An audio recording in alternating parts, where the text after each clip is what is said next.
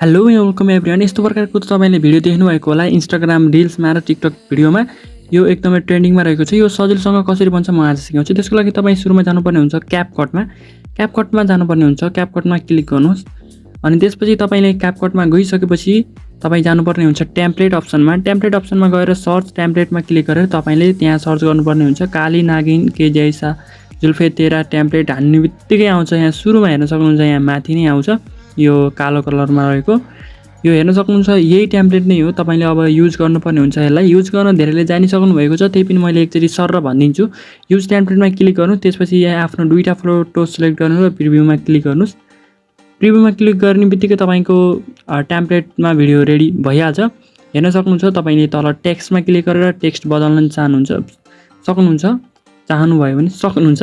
अनि तपाईँले यो एक्सपोर्ट गर्नको लागि माथि एक्सपोर्टमा क्लिक गरेर अनि तपाईँको रेजुलेसन सिलेक्ट गरेर तपाईँले चाहिँ एक्सपोर्ट विदाउट वाटरमार्कमा क्लिक गर्नुभयो भने तपाईँको डाइरेक्ट टिकटकमा लिएर जान्छ। त्यसरी हाम्रो च्यानललाई सब्सक्राइब गर्नुभएको छैन भने सब्सक्राइब गरेर हाम्रो यो भिडियोलाई एउटा प्यारा मिठो लाइक दिएर तपाईँले यो भिडियोलाई यहीँ छोड्न पनि सक्नुहुन्छ र पुरै हेर्न पनि सक्नुहुन्छ। अब चाहिँ यो डाइरेक्ट टिकटकमा जान्छ। तपाईँले अब यसलाई सिम्पली ब्याक गरेर इन्स्टाग्राममा पनि राख्न सक्नुहुन्छ र टिकटकमै अपलोड गर्ने हो भने पनि टिकटकमै पनि तपाईँले अपलोड गर्न सक्नुहुन्छ।